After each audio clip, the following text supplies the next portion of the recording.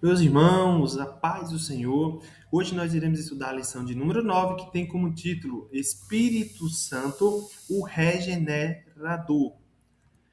O texto áureo da nossa lição encontra-se lá no Evangelho de João, capítulo 3, versículo 3, e nos diz assim: Aquele que não nascer de novo não pode ver o reino de Deus. Esse nascer de novo aqui não é um nascer físico. Inclusive, esse foi o ponto de questionamento ou de interrogação de Nicodemos. Isto é, no diálogo de Jesus com Nicodemos, nós observamos que Nicodemos interroga Jesus: Como é que pode, Senhor, um homem nascer sendo velho? Porventura, pode ele tornar a entrar no ventre de sua mãe e nascer? E aí foi quando Jesus explicou para Nicodemos: Olha, Nicodemos, esse nascimento não é um nascimento físico, biológico, mas é um nascimento espiritual. Ou seja, aqui quer dizer, esse nascer de novo quer dizer uma transformação interior, significa uma transformação interior, uma transformação pela qual o homem se torna uma nova criatura.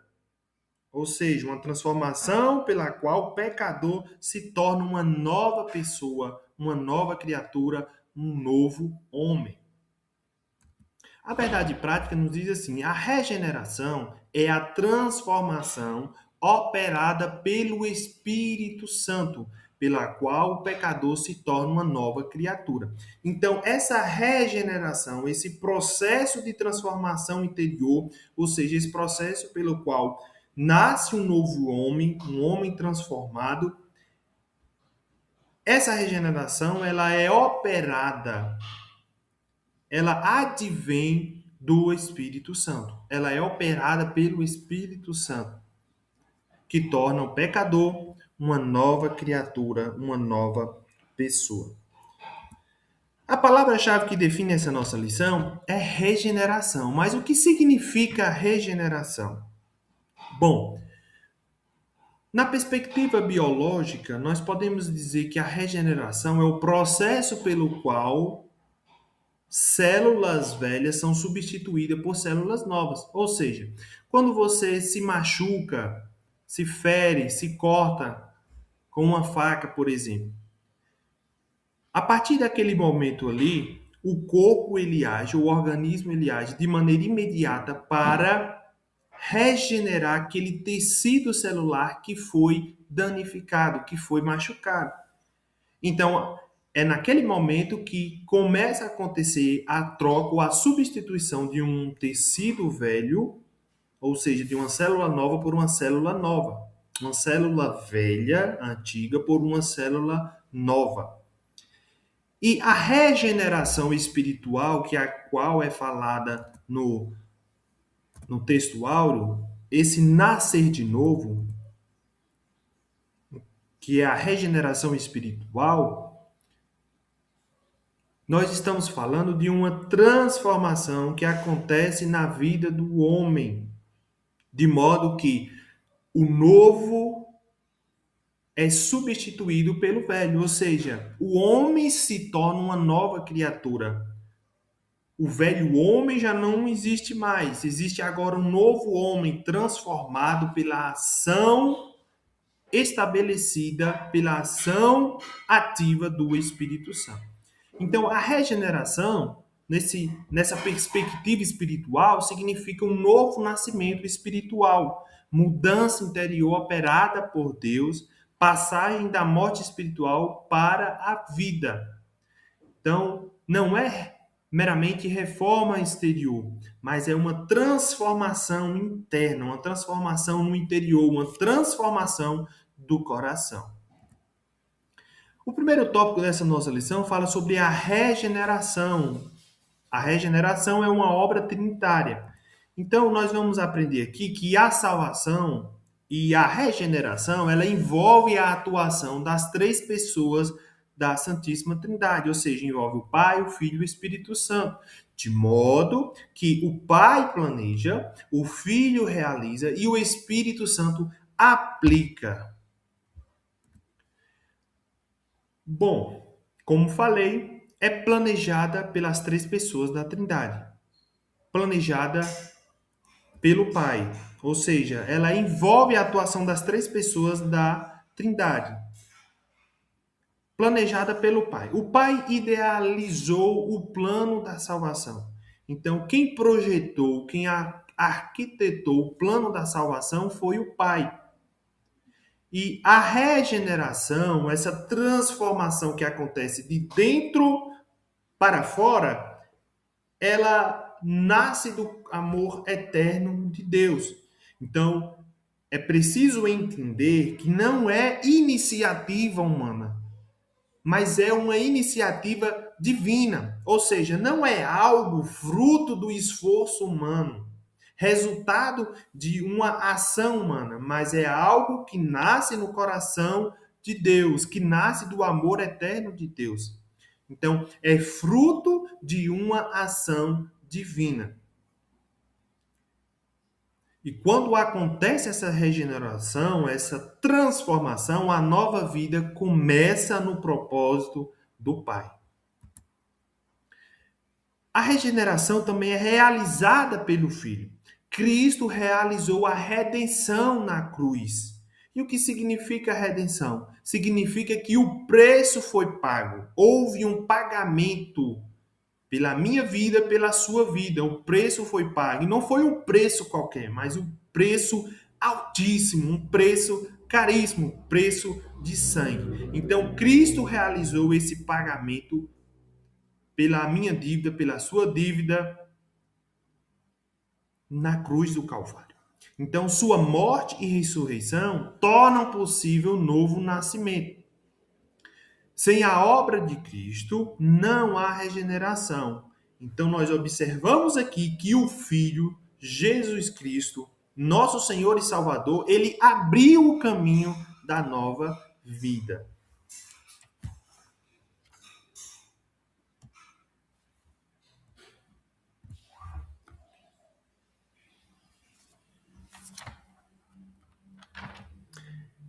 A regeneração ela é aplicada pelo Espírito Santo. O Espírito Santo gera vida espiritual. Então, quem é que convence o homem do pecado, da justiça e do juízo? O Espírito Santo. Então, quem trabalha convencendo o homem do pecado é exatamente o Espírito Santo. E é por isso que ele aplica a regeneração. Por quê? Porque ele convence o homem do pecado. E convencendo o homem do pecado, ele produz, consequentemente, um novo nascimento. Ele produz essa regeneração. Então, o Espírito Santo, ele tem essa incumbência de transformar o interior do homem.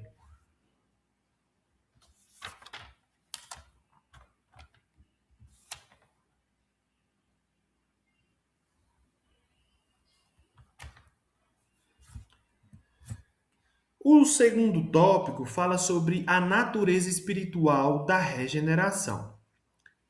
Jesus declarou lá em João 3:3, necessário vos é nascer de novo. Jesus respondeu e disse-lhe, na verdade te digo, que aquele que não nascer de novo não pode ver o reino de Deus. Então nós observamos aqui que é necessário nascer de novo. É necessário. Então não é uma opção. Eu não tenho uma opção de escolher nascer ou não nascer. Não existe essa opção. Ou seja, não é uma opção. É necessário nascer. Porque quem não nascer de novo não pode ver o reino de Deus. Então não é uma opção, não é religião, não é tradição, mas é uma condição para entrar no reino de Deus. Então, uma condição, o pré-requisito para que nós possamos adentrar no reino de Deus é nascer de novo, é ser transformado pelo Espírito Santo, é ser transformado pelo Espírito de Deus. E a gente vai entender mais à frente que essa transformação ela traz sinais, ou seja, existem evidências que comprovam esse novo nascimento, que comprova essa regeneração. Transformação interior. Como eu já falei, a regeneração, ela é justamente essa transformação interior. Então, a regeneração, ela produz uma nova mente. A pessoa passa a entender e a enxergar as coisas de forma diferente. Essa pessoa tem uma mentalidade diferente. Tem um novo coração. Ela se torna uma pessoa mais bondosa, caridosa, novos desejos. Então, aquilo que outrora era um desejo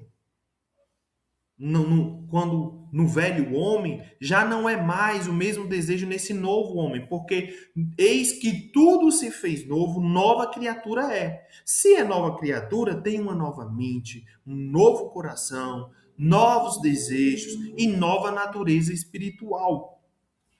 Então, nós observamos que lá em Ezequiel, no livro do profeta Ezequiel, capítulo 36 e 26, a mudança ela começa de dentro para fora. Existe uma transformação interior, de modo que a Bíblia fala que eu te darei um novo coração.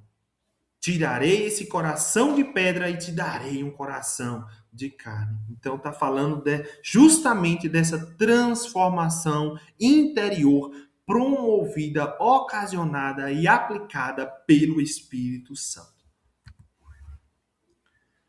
Terceiro tópico fala sobre os sinais práticos do novo nascimento. Então, quais são as evidências desse nascimento?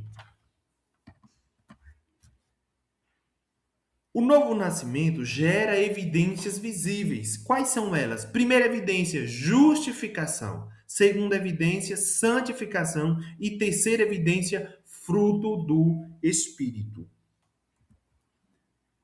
O pecador é declarado justo diante de Deus. Então, por isso que acontece a justificação pela fé. Nós observamos então que o pecador ele é declarado justo diante de Deus. Ou seja, ele é absolvido de toda culpa. A culpa é removida. Ele é absolvido da culpa, da punição e da condenação do pecado. O pecado que condenava já não condena mais. Por quê? Porque você foi livre, você foi absolvido dessa culpa, dessa condenação do pecado. E quando você é absolvido, ou seja, quando essa culpa é removida, existe paz interior, existe paz com Deus. Então, há uma paz com Deus. E nós observamos que essa dádiva, ela é recebida somente por meio da fé. Então, a justificação, ela é pela fé. Ela é recebida somente pela fé, por meio da fé, como resposta à graça de Deus revelada em Cristo. Então, nós observamos que é necessário a pessoa crer. Ele é justificado a partir do momento que ele passa a acreditar, que ele passa a entender e reconhecer Jesus Cristo como único e suficiente Salvador. Então, quando isso acontece, quando essa justificação ela acontece, nós observamos uma mudança de posição espiritual. Santificação. A segunda evidência dessa regeneração é a santificação, ou seja, é um processo contínuo de transformação.